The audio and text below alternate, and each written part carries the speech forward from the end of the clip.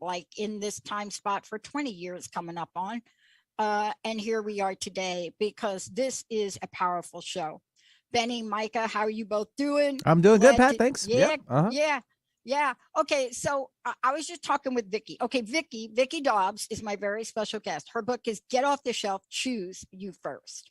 Now, we're going to go through this book, but it's a personal story.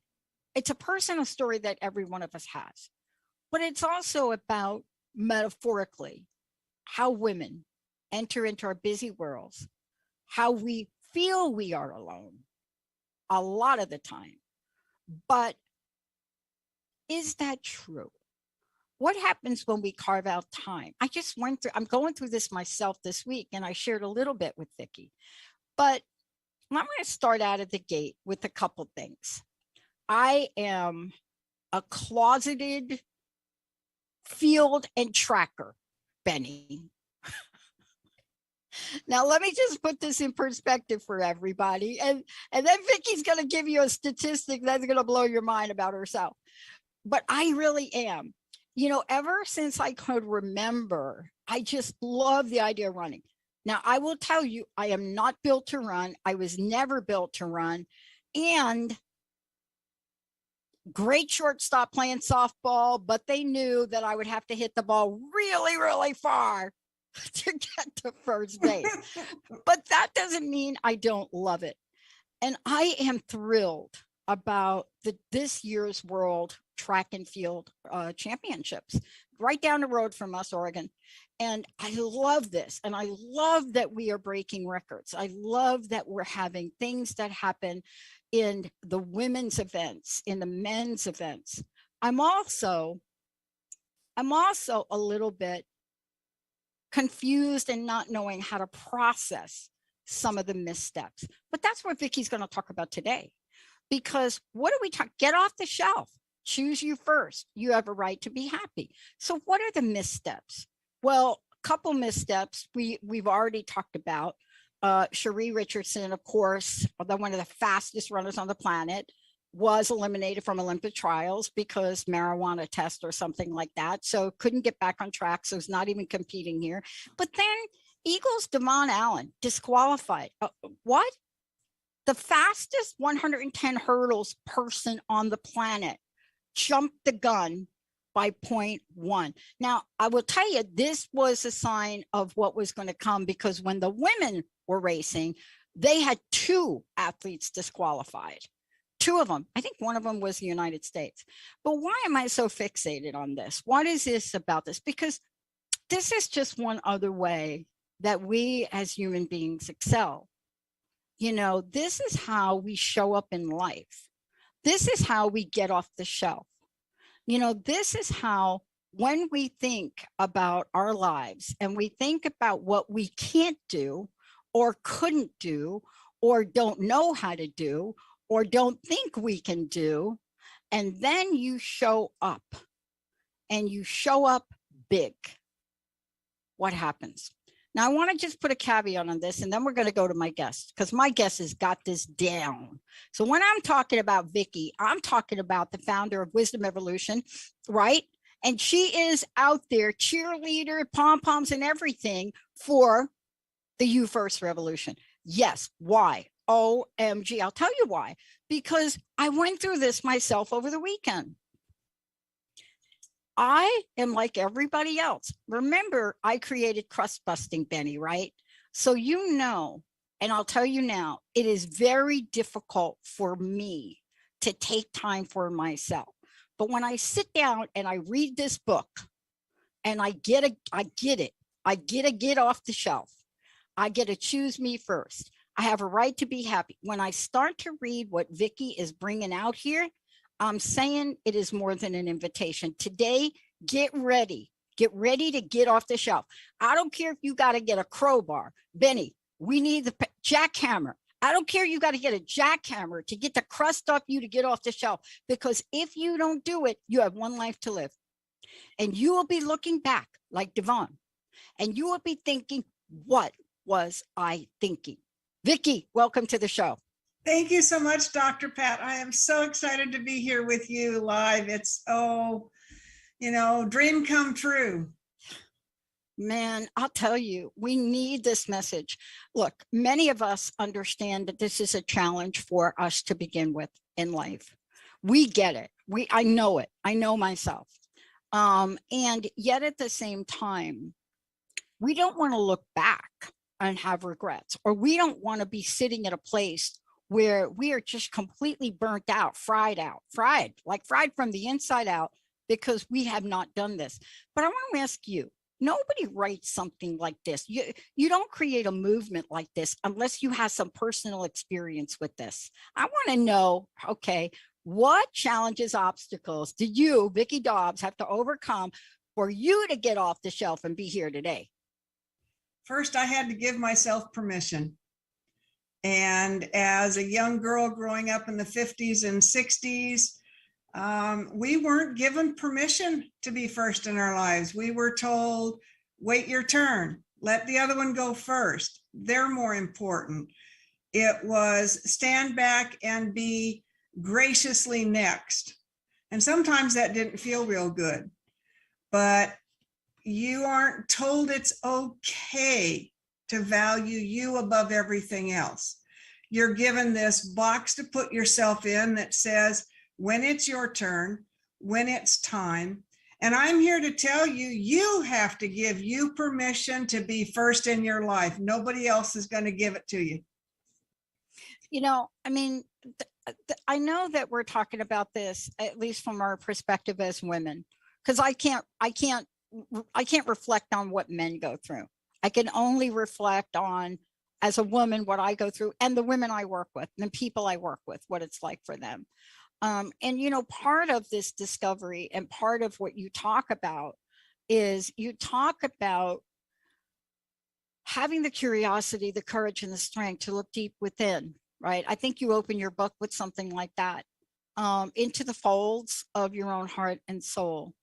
See, and I love that you opened it up with that, because when you open a book like that, and thank you, Lynn Andrews, right? When you open your book like that, and you hear the sound of the drums calling, why don't we step out? What gets in our way? What gets in our way to the future? Like what you talk about when you say the future stands open-armed in invitation. Each step, a lifetime's journey, in, out, into myself. That's how this book starts. Boy, what a journey it is. What gets in our way from your perspective?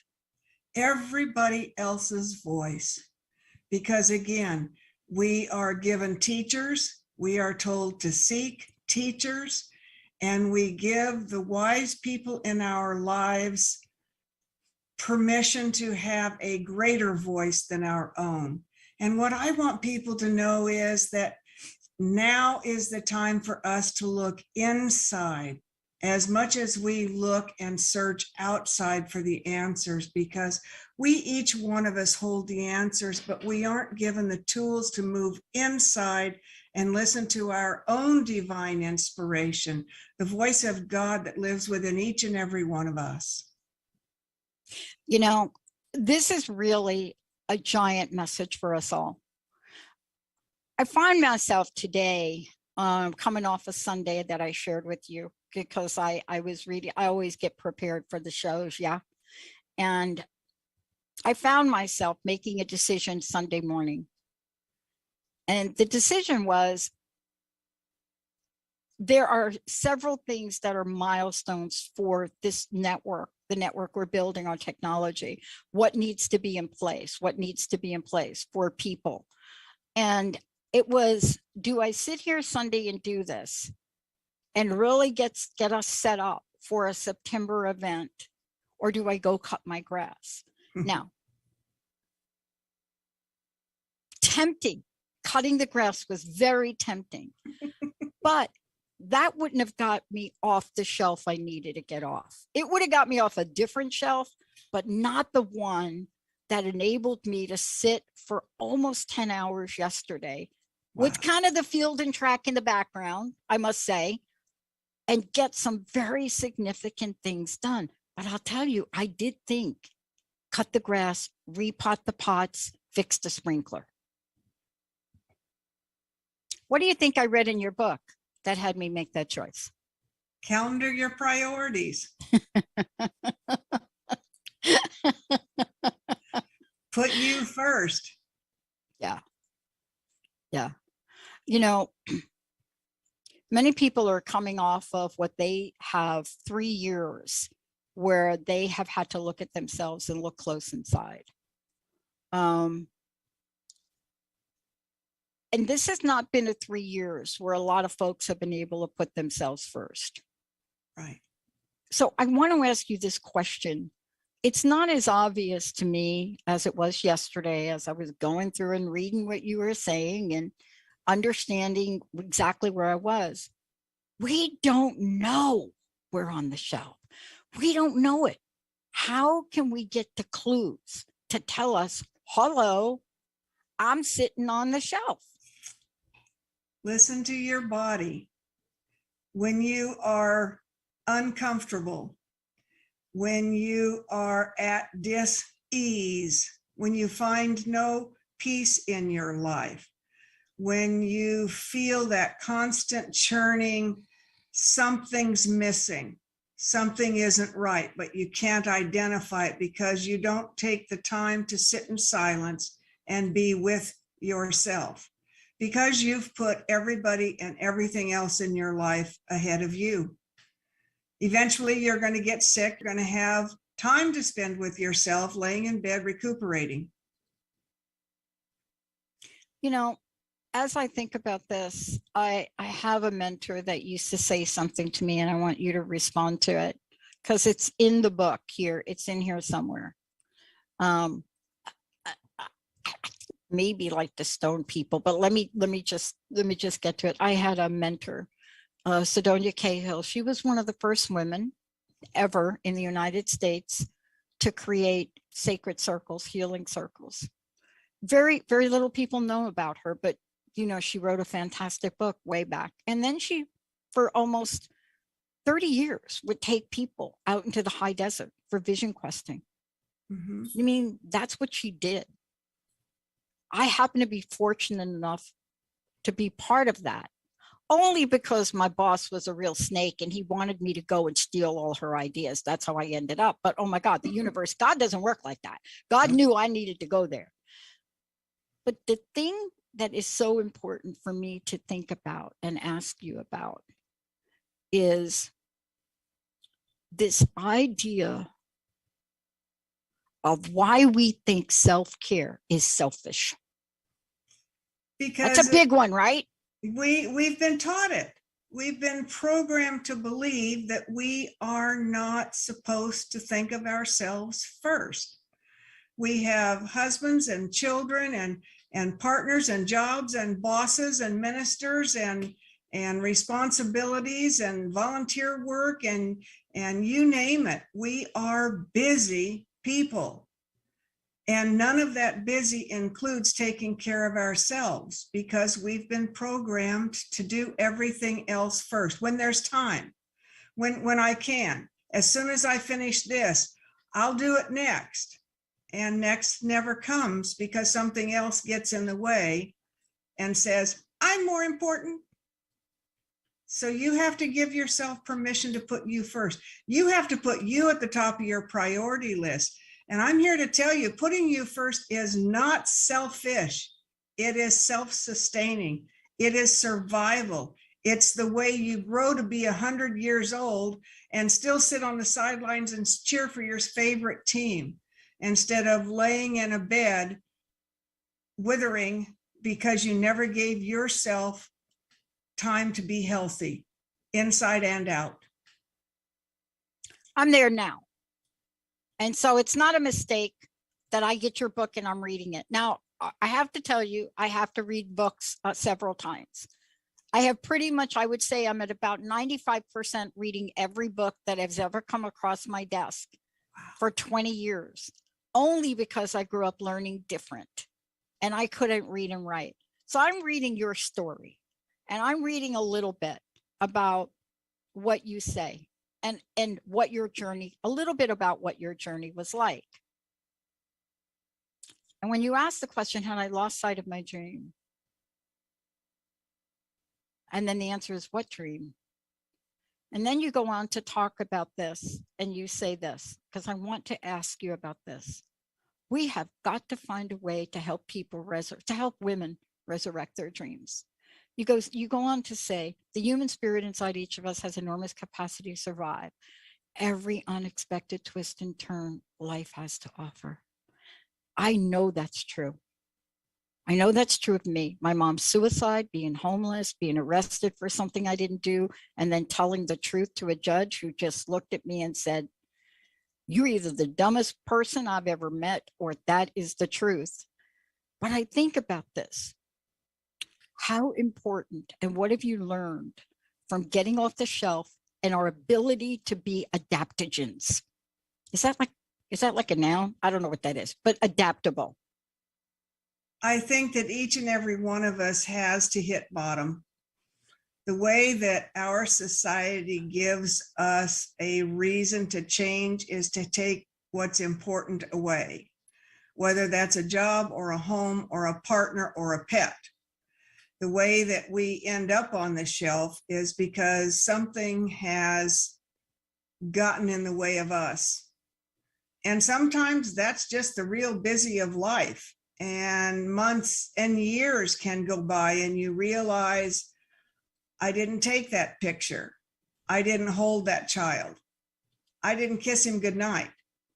And then the heaviness of what could have been begins to weigh you down and ruin what will be.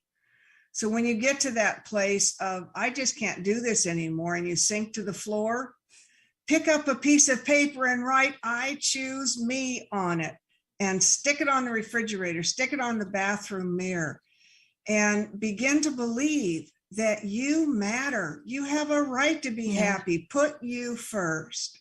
Yeah. Look, I want to talk to you a minute about the beginnings of this. I started out before we came on. Micah, Benny and Micah, they were getting our audio and the thing done. And I was telling you that I was watching these championship trials, and you shared something with me that you're a record holder. So we had a few back and forths about this, because we don't really talk about our accomplishment. How often have you been out at some kind of event, and especially with women, mostly women, right? And it's very rare, unless you ask somebody, that they talk about their accomplishment. Now, I talk about my table tennis because I love the sport, but rarely does anybody know how many medals. And it was interesting. I'd like you to address this. It was interesting, Vicki. It was really interesting last weekend. Somebody found me in some historic record from 73 or 4, like a picture of me and my coach. And the guy walks up to me and says, just how many medals and trophies have you won? And I said, what are you talking? I said, what do you mean? I mean, I'm over here playing this sport because I love it. I'm playing he says, yeah, I found something on you. I'm like, oh, this is stalker material, right? This is like getting creepy.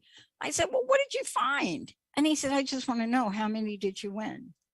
I said, well, by the time I was 24, if you're talking about this sport and championship, I had pretty much tallied up close to 200, 225 Amazing results. He said, that's impossible. Okay, here we go. So in my brain, I'm like, oh, I'm a fraud. Let's get down to this, because your personal story and how you got here and you wrote this and why you wrote this book is not because you had nothing better to do, Vicki. What are the underpinnings of why you wrote this book and the message for our time for women today? Well, I was given a very visceral vision, and it feels so real, but I can't find the place it happened. So it had to be a Dreamtime message that was so physically real, it's like I could touch it. I was walking down a hallway lined with bookshelves, and something caught my attention. I looked up and to the left, and there I sat, cross-armed, cross-legged, knee bouncing up and down, looking down at myself, going, what the hell am I doing on the shelf again? And it didn't have a context for me then, but it kept coming back into my thoughts. And I realized that get off the shelf was a metaphor for me in how I set myself aside and serviced everything and everybody else in my life except me. And it wasn't until I was in my 50s and I found Lynn Andrews' books and attended one of her events and started her school, where suddenly somebody gave me permission to have boundaries. And it's like, wait a minute, I can say no. That's a new one. And I swear, when my son was born, my doctor said that I was emblazoned with a tattoo across my forehead that said, "I'm easy, just ask." And no was a speech impediment I had developed after childbirth. I forgot how to say no. And I'm not saying it was to my kids, it was to everybody. And maybe that's just the way I grew up. Yeah. But the bottom line is, I can have boundaries. I can say no. And the first time I said to somebody, "You no longer have my permission to treat me like that," not only did I shock myself that it came out of my mouth, but the person I was talking to was so wide-eyed. "What do you mean? I always have. I can't now. What's changed?" Well, I learned something about myself, that I had worth, I had value beyond the trophies, beyond the top production, beyond the top producers, beyond all the things that I accomplished. I had worth underneath that had nothing to do with what I did in the world or provided to the world. Mm-hmm. And this is really, when we come back from break, we're going to really dig deeper into this. I want everybody to know, first of all, this is a show for you all out there. If you are listening to this show, this is where you get to call in and ask the most incredible Vicki Dobbs this question. Ask her a question about some way in your life you're not getting off the shelf and you want to get off the shelf today. Because I'm telling you, I don't know about you, but I don't want to be Devon. I do not want to be that gentleman that jumped 0.1 of whatever that was a second and look back at his life, knowing even if he got out of the gate 2 seconds slower than everybody else, he could win that race. I don't want to be that, but I will acknowledge him for one thing. He got off the shelf. He was out there. He has practiced. He has worked hard. He has put himself forward. But now this is about us. We're going to take a short break. I want you to go ahead and take a look, Vicki Dobbs, and it's VICKIDOBBS.com. Go Right. over there. You're going to see the book right there. And once you see the book right there, you're going to be able to get yourself a copy of the book. You're going to be able to sign up for a newsletter.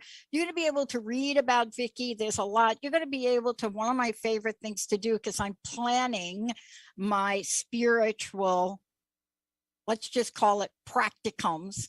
You're going to be able to take a look at Sacred Wisdom workshops. There's a bunch of free stuff. There's just so much going on here. Take a look at this. And then don't forget, this is the most, I love this. Go read the blog. Go read the blog. Forgiveness, love letters and legacies.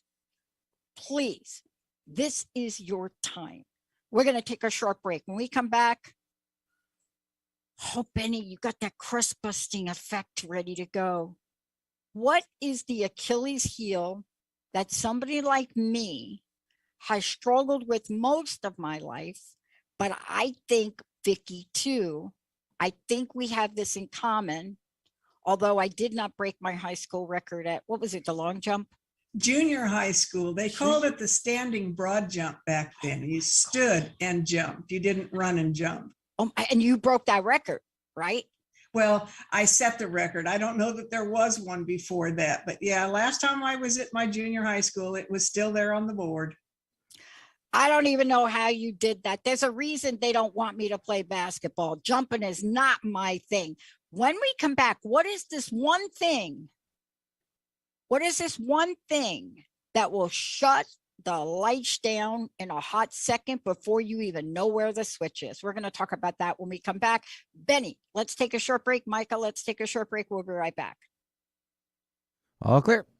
Thank you. We're going to talk about doubt. Doubt. Drowning in doubt. It's my Achilles heel. Yeah, mine too. Doubt and not Your being own enough. innate brilliance already Yeah, lives inside of you. exactly. Come How old discover are it so you? you And can I won't tell shine brightly anybody in this else. world. I'm Join me, your 73. host, Adrian Cobb, Wednesdays at 2 You- p.m. you Pacific, have a couple 5 on p.m. me, not many, Eastern, though. during Wild Yeah, Magic on so we're in the generation TransformationTalkRadio.com where and get it answers wasn't to who cool you to be are an and where you athlete. belong. To The learn more first about time me I was and in the the show, stadium visit with 3,000 students in mywildmagic.com. my high Again, school, that's biggest high school in Fresno, mywildmagic.com. and they called my name for an athletic award. Everybody laughed. It's time to There tap were into 4 your of divine us self that through made angelic 500 guidance. Club. Join your host, Cindy Smith, and The co-host twins in who were the my Angel best Empowerment friends, Show and from Marge I Can't to I and Can, myself. airing every I Monday, never 6 went p.m. to that Pacific award on ceremony again, even though I made it all TransformationTalkRadio.com. 3 Learn years. from 4 of the best angel empowerment It wasn't cool practitioners to be in an the athlete. field. Together, they will share It's so experiential fascinating we're teachings and talking offer about this. live on-air professional angel There card were 2 readings and sports much that more. I got For to more play, information, visit early on. CindySmithAEP.com. One, because I grew up in the Bronx in New York, and everybody played stickball. Do you get stuck in that Now, someday if you're attitude, a girl, you didn't, living the but I same didn't day care about over and that. over So again with I no played action? stickball. The Becoming Manhole You to Show, manhole, big you do ideas the that inspire, bases, impact, and stickball. influence your life This with Leah balding Rowling ball is with the for you. stick. Tune in Like, you every cut your Friday at broom off 11 and you a.m. got this Central on So I grew up with TransformationTalkRadio.com. that. This show will The other have you sport I feeling grew up with inspired was to take handball. action with purpose Another and thing you intention. didn't play For more on the information and to streets get in in the touch with cement. me, visit But I loved playing. www.leahrowling.com. And then as I moved on and I got to work at Bell Labs, really. Hi, pushing a everyone. mail I'm cart. Dr. Pat. I'm the I host met of the all Dr. these Pat genius Show, people, and I these am the PhDs. creator of the Transformation That's Network, actually why I doing wanted what to get we a do in the PhD. world of positive radio. I mean, honestly, I informed, barely graduated educated, high school, and positive I'm like, media. to Linda, I'm like, Independent I'm gonna get a radio hosts and PhD. independent And she says, networks yeah, you will. And have I'm been like, what is that the face actually? of I only wanted positive to get it messaging because over the I hung past out decade. with, like Arnold Penzias, So all of the us big here man have guy that decided gave we're going to bagels, put and the together other guys an that independent juggled, and they network played that is ping going to pong. enable people to And bring they their t- positive message So of I hope, thought PhD must inspiration, mean and play ping conscious pong. action to the forefront. I love it. Help I us create swear, a I future did. I of thought these amazing, people are so uplifting happy, and I stories delivered mail. that can be told, And at the so end we of can their tell our names, children and they there can tell was their these children letters. of what hope and conscious action is all And about. I thought, happiness. I want to thank you all for PhD. tuning us in, turning us on TransformationTalkRadio.com. Whatever, I think whatever You are made whatever for more. spirit I'm puts in Coach front of you to Lisa, get you and to I'm where here to you help need you to go. achieve ultimate Exactly, life satisfaction. Your life My 5th grade matters teacher to the stopped me world. playing baseball. Reimagine The your principal future in with an 4th grade made me quit individualized playing life by football design with the approach boys. with my Wow. free ebook, Right. The 5 C's Yeah, of Coaching: and the only commitment, NCAA clarity, sports that coachable, were approved creative, for and women in my high change. school years Find the were tennis and transformation you're swimming. looking So I was for. on the Go to diving team in high school. lisabelts.com. That's And then we had the Girls Athletic LYSABELTZ.com. Association after school. And we didn't even, we played in some of the school gyms, but like the basketball tournaments were held at playgrounds off campus. Ready to come Yeah. back in? Yeah, thank you, Benny.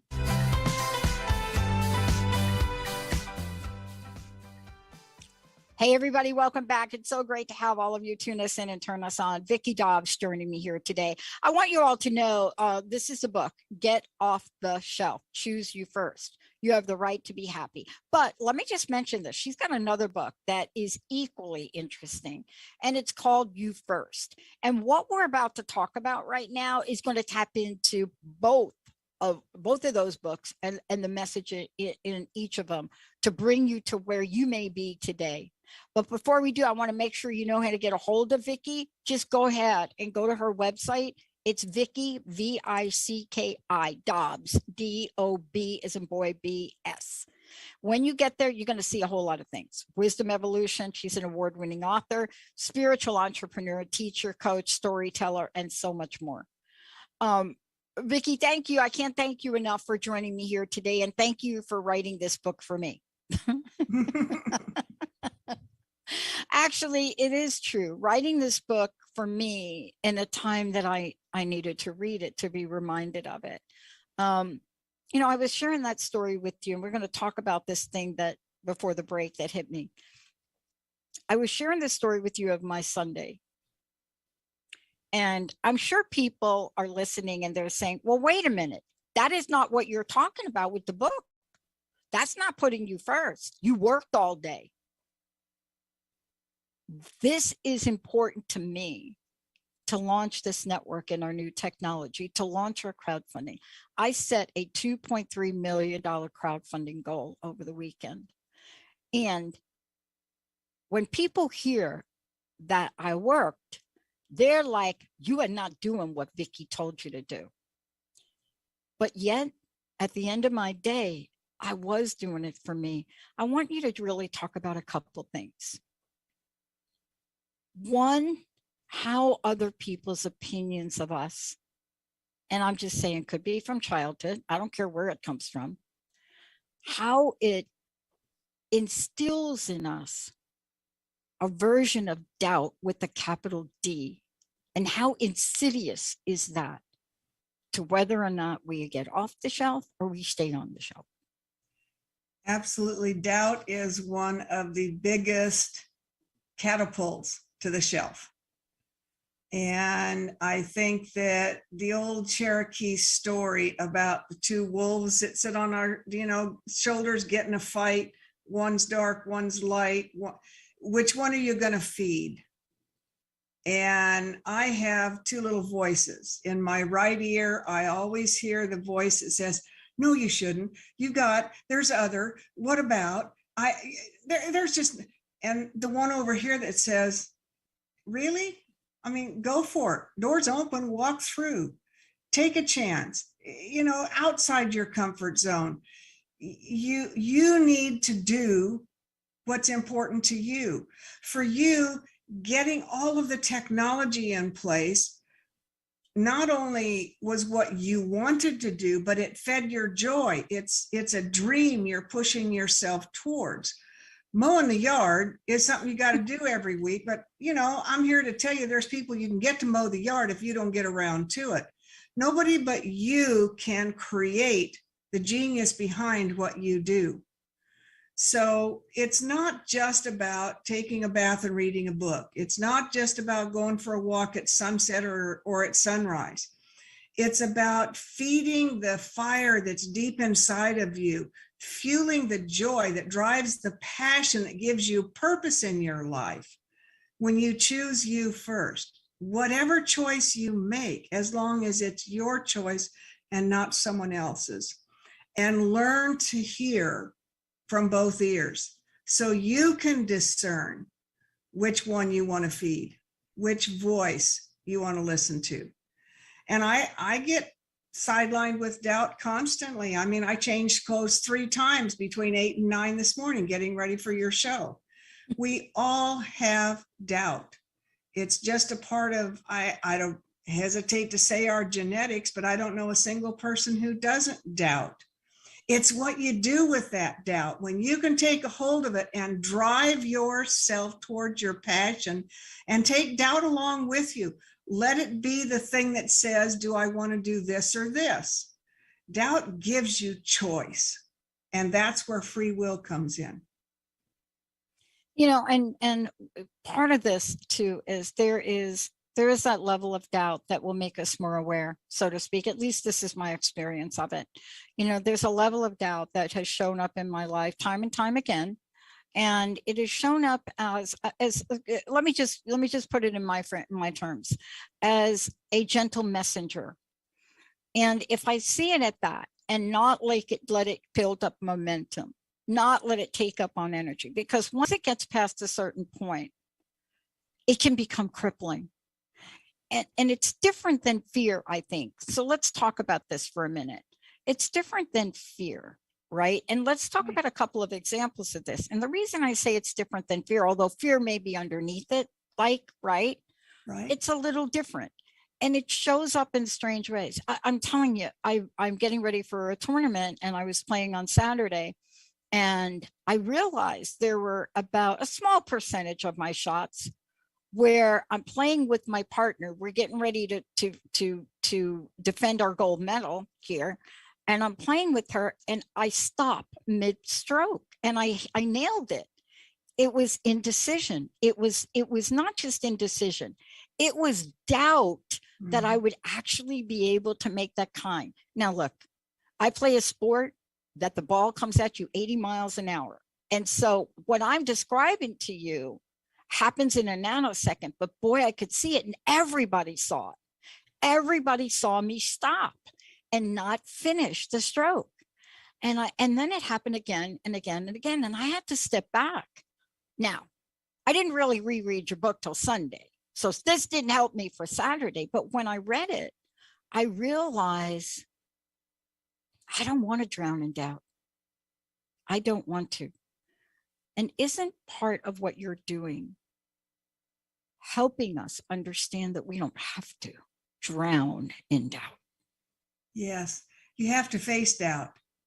When we feel ourselves reaching for that last gulp of air because we're drowning in doubt, we either go down with it or we swim to the surface, take a bigger gulp of air, and turn around and look doubt square in the eyes and say, I see you. Mm-hmm. That's the big key. You have to recognize that doubt is driving your decisions. You aren't. Mm-hmm. And if we make all of our decisions based on what if, we will always question every decision we make, and it will keep us halfway there.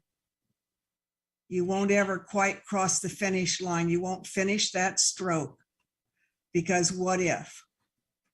Yeah. You know, I was reading, there was a part of your book that I was reading, and thank you. So let me just thank you for this. Thank you for writing a book where you're sharing your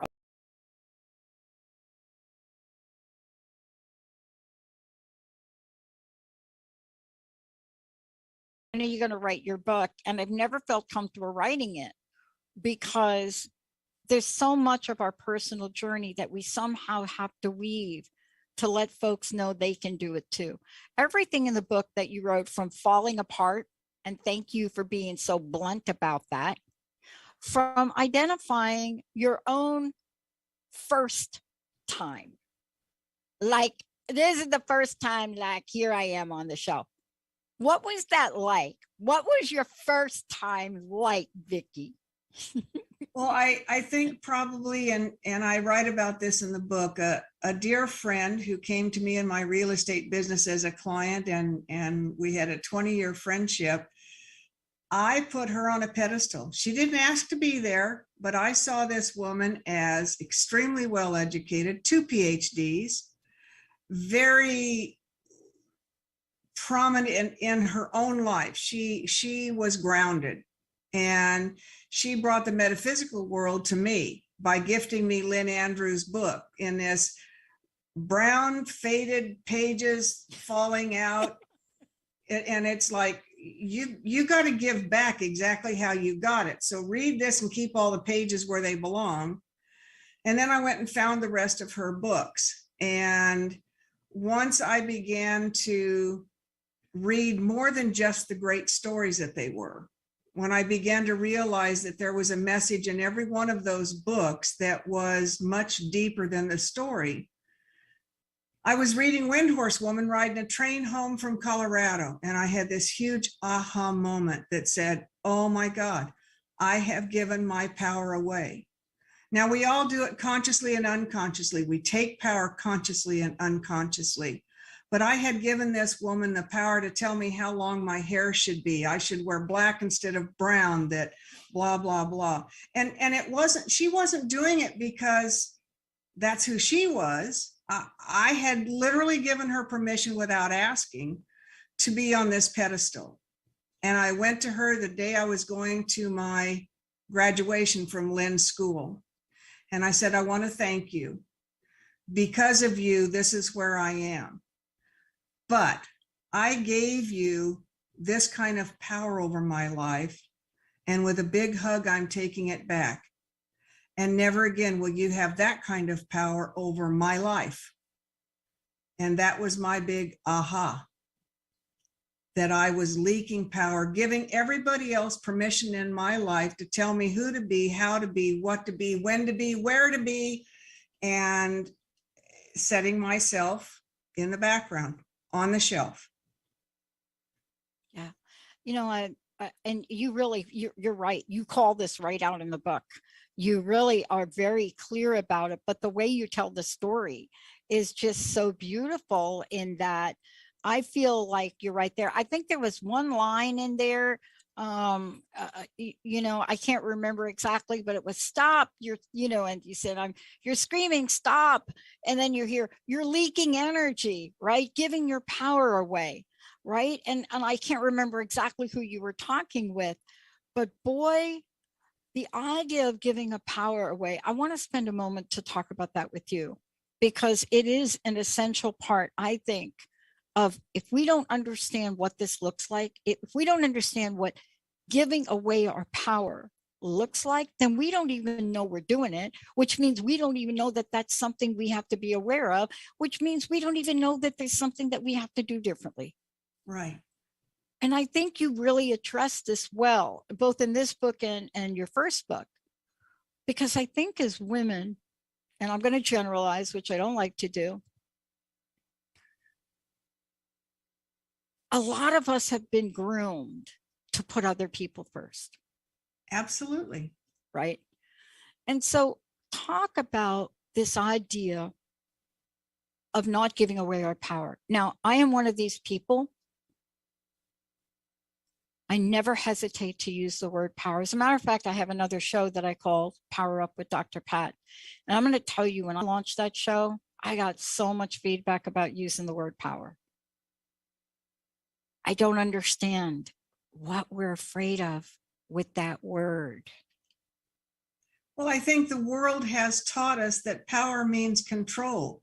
Power is something that overlays everything else. It is the driving force that controls decisions, lives, worlds, wars. And that's not the kind of power that I'm talking about.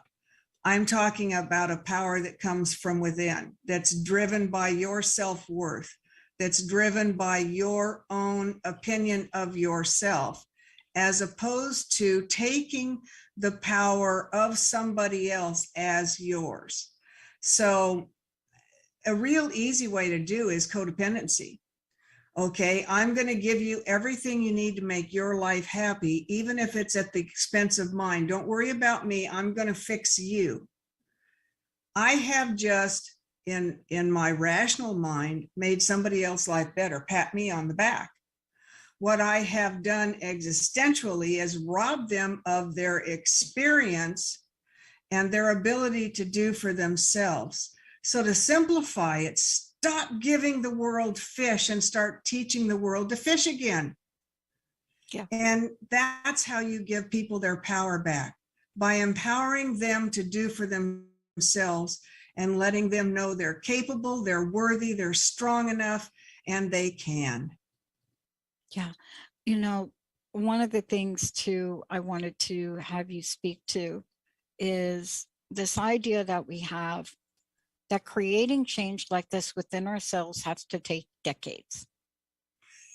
Remember you read that somewhere? I think that was like maybe in the 5th discipline book that came out, like when I was in HR, like, and we all got that big fat book, right? That none of us can implement. It's almost as bad as trying to implement my friend Don Miguel's book, The 4 Agreements. Yes. I've said this to him before. I said, when I get to do all 4, I'll call you. I haven't called him yet. Right. But you understand what I'm asking you, right? Yeah. Yeah. It doesn't have to take decades.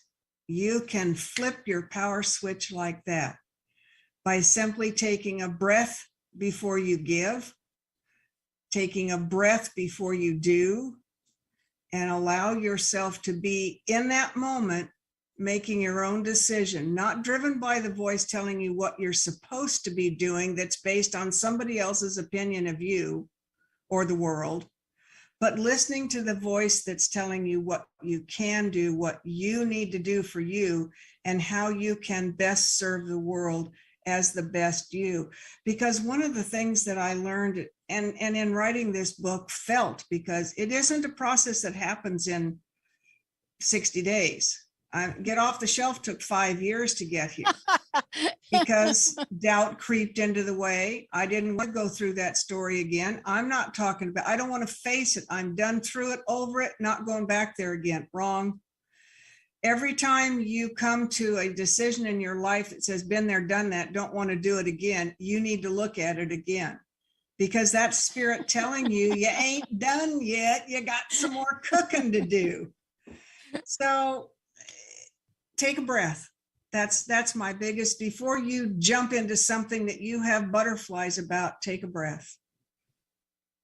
Look, one of the things that I love is how the universe, God works, at least in my life, where something will show up at the exact time that we need to hear it.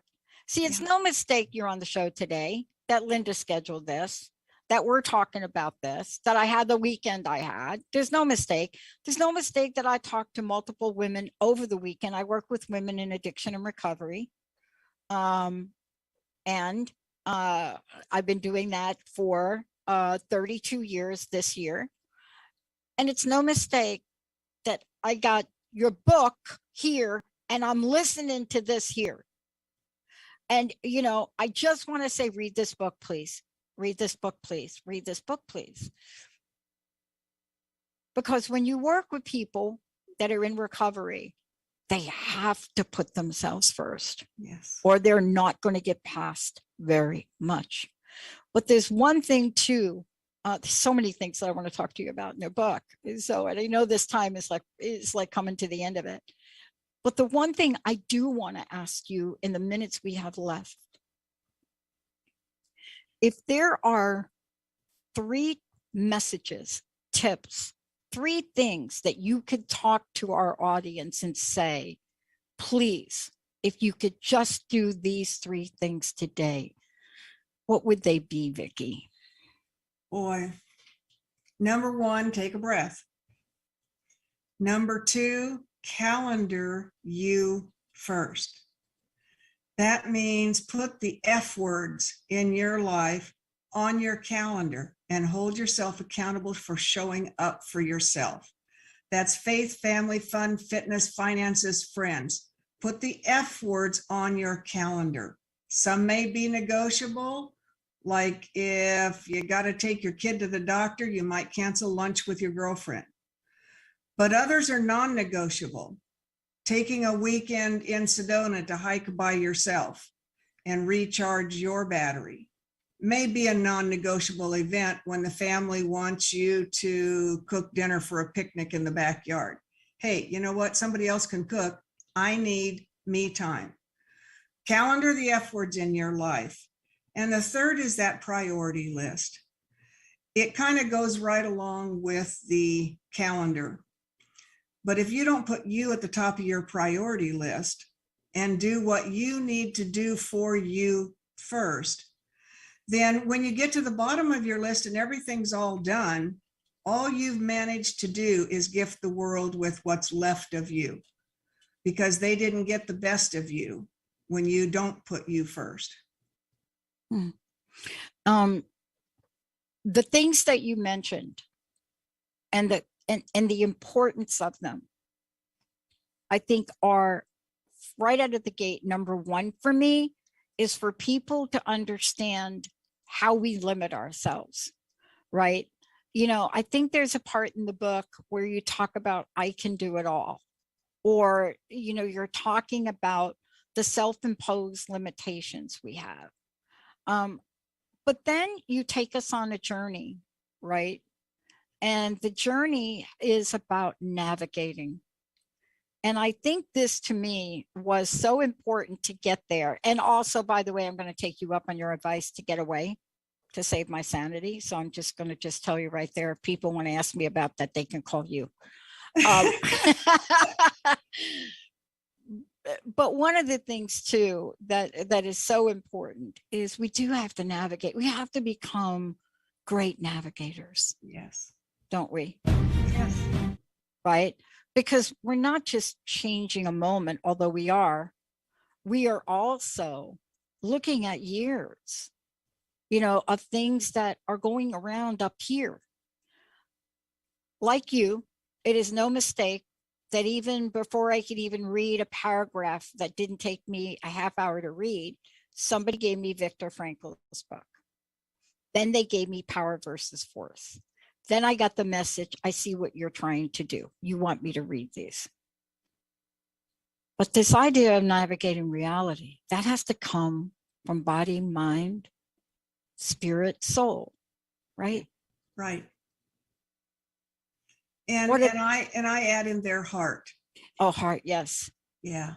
Mhm. Because you need to learn how to listen from the ears of your heart, not just the ears of your head. And you need to listen and make decisions from your body's mind, not your ego's mind.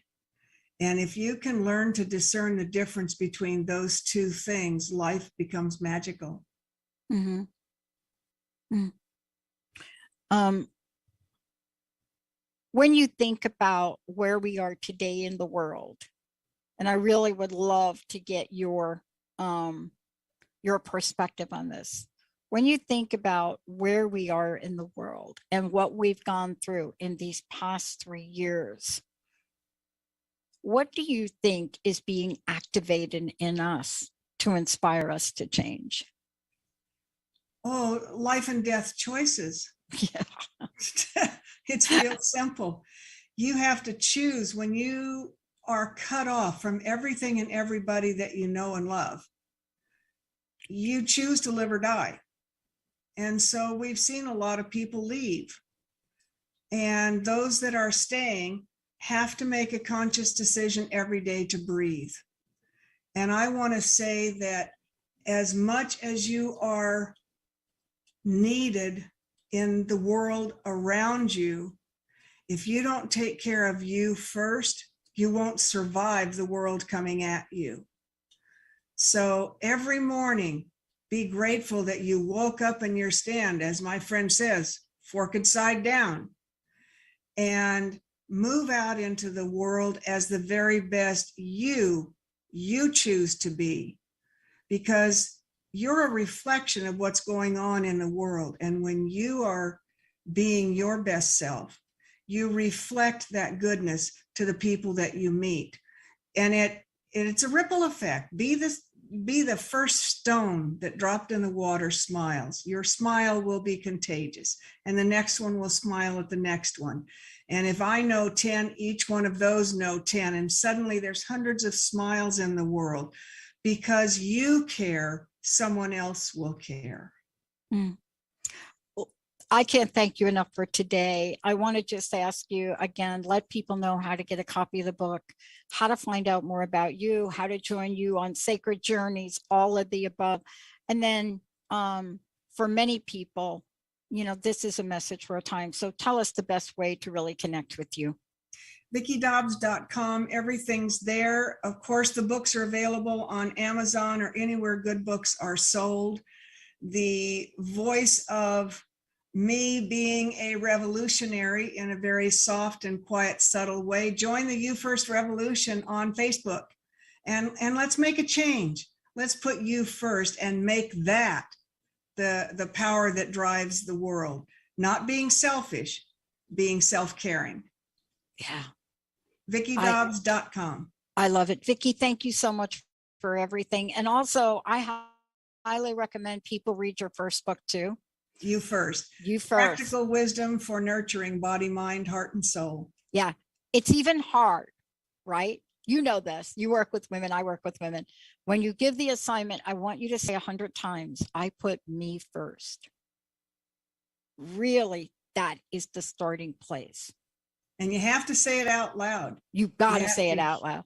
Yeah. None of this writing down on the paper stuff. It's fine to have it posted on your mirror. It's fine to write it in your journal, but unless you hear it, say it, see it, and embody it, it won't become real. I love it. Believe it. I'm telling you, it has really caused me to take an extra day off and go down to the tournament early. Yay. Thank you for that, Vicki. Hey, we're going to take a short break. Vicki Dobbs, everybody. We're going to take a short break. We're not done yet. We've got another show coming up. Benny, Micah, Vicki, so much love to you. We'll be right back. Thank you, Dr. Okay. Pat. Thank you, Vicki. Thank you so much. Have a wonderful rest of your day. I can't tell you how